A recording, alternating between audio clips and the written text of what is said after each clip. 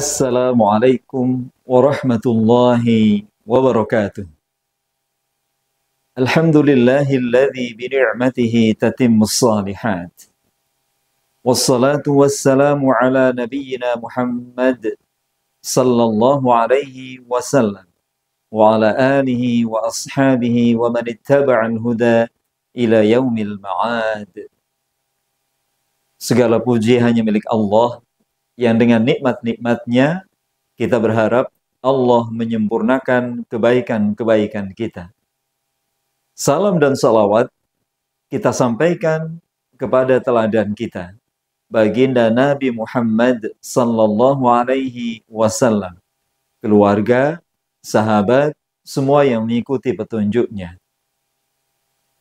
Sahabat Usamah, dimanapun Anda berada, ibu, bapak, kakak, dan adik-adik semua yang insya Allah dirahmati Allah Subhanahu wa Ta'ala. Betapa bahagia kita hadir kembali dalam program Jingga, ngaji bareng keluarga. Masya Allah, program ini kita dedikasikan karena betapa pentingnya keluarga, betapa pokoknya urusan keluarga. Kita yakin, insya Allah, semua kebesaran, kemuliaan bermula dari kebesaran dan kemuliaan keluarga. Jika keluarga baik, keluarga mulia, insya Allah, negeri tercinta ini akan meraih kemuliaan dari Allah. Di antara tanda kemuliaan, di antara kunci kemuliaan adalah ketika Allah mencintai seorang hamba, ketika Allah mencintai keluarga, maka insya Allah negeri tercinta ini pun akan meraih cinta dari Allah.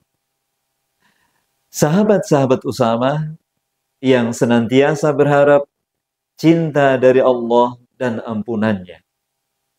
Ketika Allah Subhanahu wa Ta'ala mengajarkan kepada kita sebuah kalimat pendek tapi sangat menghunjam. Allah Subhanahu wa Ta'ala berfirman, A'udzu billahi minasyaitonir rajim. Bismillahirrahmanirrahim. Qul in kuntum tuhibbunallah fattabi'uni yuhibbukumullahu wa yaghfir lakum dzunubakum.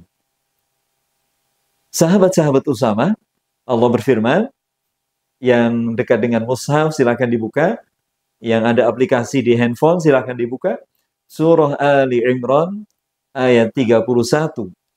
Katakan ya Rasulullah, jika kalian benar-benar mencintai Allah, ikuti aku Rasulullah sallallahu alaihi wasallam.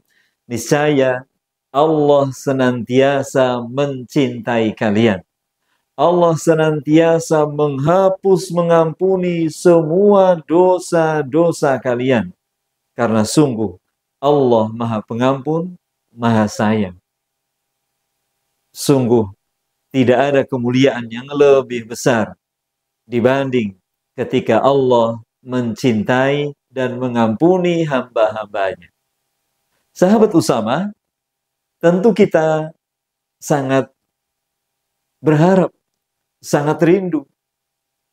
Akankah datang cinta Allah itu kepada kita? Oleh karenanya, kesempatan pada hari ini, ngaji bareng keluarga, kita ingin mempelajari apa yang dikatakan oleh para ulama, lawazimul mahabbah. Lawazimul mahabbah. Apa tanda-tanda, apa konsekuensi dari cinta Allah kepada kita, cinta kita kepada Allah? Ini harus timbal balik. Ada yang mencintai Allah, mengaku, tapi Allah tidak mencintainya. Kalau Allah sudah mencintainya, pasti dia mencintai Allah. Oleh karenanya, ada 4 kelaziman, 4 konsekuensi ketika kita berharap Allah mencintai kita. Yang pertama, ahabbu, mencintai, man ahabbul mahbub, mencintai siapa yang dicintai Allah. Saya ulangi, yang pertama, mencintai siapa yang dicintai Allah. Sahabat Usama, tentu kita sepakat, yang dicintai Allah adalah para nabi, para rasul, para syuhada, orang-orang siddiq, orang-orang salihin. Seperti yang Allah sampaikan di dalam surah An-Nisa ayat 69, A'udzu billahi minasyaitonir rajim. Man yuti'illaha war rasul faulaika ma'al ladzina an'ama Allahu 'alaihim minan nabiyyin was-siddiqin wasyuhada was-salihin wa hasuna ulaika rafiqa. Itulah sebaik-baik teman, yaitu orang-orang yang disebut oleh Allah para nabi, para syuhada, siddiq, salihin. Mereka adalah yang nanti akan dikumpuli oleh orang-orang yang menaati Allah dan Rasul-Nya sallallahu alaihi wasallam. Sahabat-sahabat Usama, pemirsa jingga yang senantiasa dirahmati Allah Subhanahu wa taala. Yang kedua, konsekuensi kedua adalah mencintai apa yang dicintai Allah. Saya tegaskan, yang pertama, mencintai siapa yang dicintai Allah. Yang kedua, mencintai apa yang dicintai Allah. Suatu hari seorang sahabat bertanya kepada Nabi sallallahu alaihi wasallam, "Ya Rasulullah, ayyu a'mal ahabbu ilallah?" Ya Rasul, amal apa yang paling Allah cintai? Rasulullah sallallahu alaihi wasallam memang memiliki jawaban beragam, tergantung yang datang. Hari itu yang datang seorang sahabat yang menurut Nabi perlu penekanan 3 ini. Maka Nabi menjawab, yang paling dicintai Allah adalah yang pertama, salat tepat waktu. Yang kedua, birrul walidain, sayang kepada ibu dan ayah. Yang ketiga, al-jihad fi sabilillah. Kali lain, Nabi juga ditanya tentang itu. Maka Nabi menjawab, yang paling dicintai Allah adalah amal kebaikan yang terus-menerus walaupun sedikit. Masya Allah. Semoga konsekuensi kedua ini bisa kita lakukan. Mencintai apa yang Allah cintai. Yang ketiga, membenci siapa yang dibenci Allah. Sahabatku, sahabat Usama, siapapun yang dibenci Allah, mestinya kita pun membencinya. Tidak ada yang paling dibenci Allah kecuali musuh Allah dan musuh kita, syaitan. Syaitan, dengar ini ya, pelan-pelan. Syaitan. Syaitan. Jelas Allah menyebut, inna syaitana lakum aduwwa fattakhidhu aduwwa. Sungguh benar-benar bagi kalian syaitan itu musuh. Jadikan ia musuh. Maka ketika kita mengharap Allah cinta kepada kita, bencilah yang Allah benci, syaitan. Jangan dekat-dekat dengan syaitan. Yang keempat, yang terakhir, membenci apa yang dibenci Allah. Sahabatku, sahabat Usama, apa yang dibenci Allah?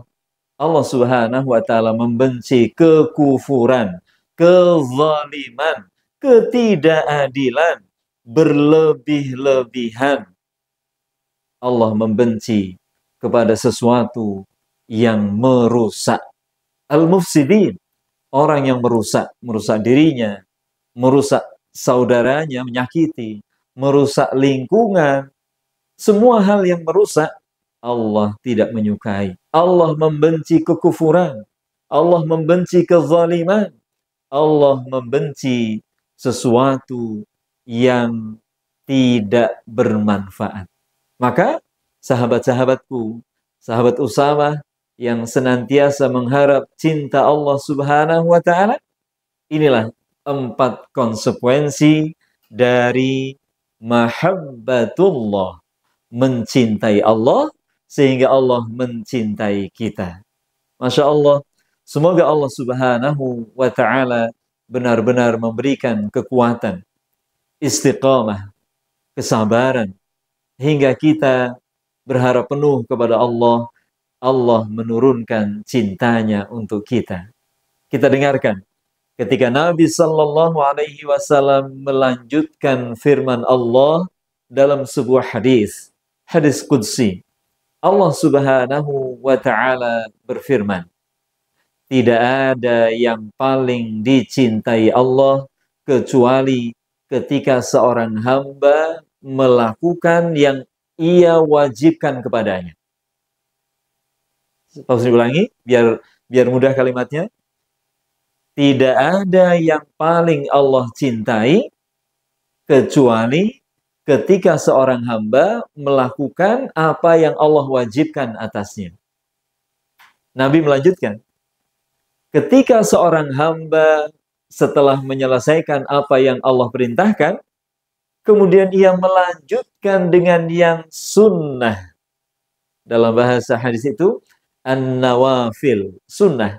Maka kalimat Allah, kalimat Nabi, hatta uhibbahu, hingga aku mencintainya. Allahu Akbar. Maka ketika aku mencintainya, Allah berfirman, Nabi bersabda, Allah akan menjadi penglihatan ketika ia melihat. Allah menjadi pendengaran ketika ia mendengar.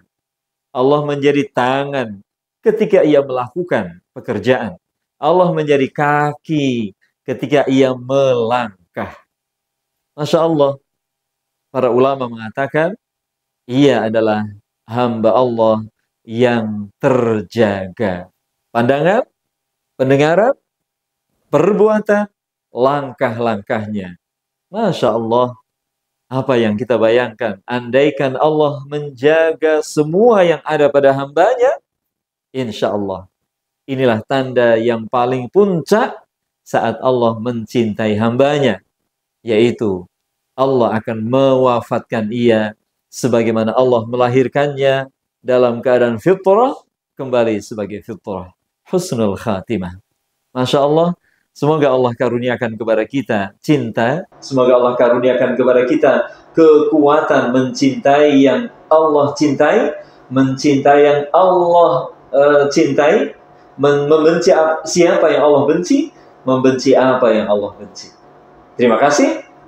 Semoga Allah mempertemukan kita di surganya. Insyaallah. Aqulu qawli hadza fastaghfirullah li wa lakum. Wassalamualaikum warahmatullahi wabarakatuh.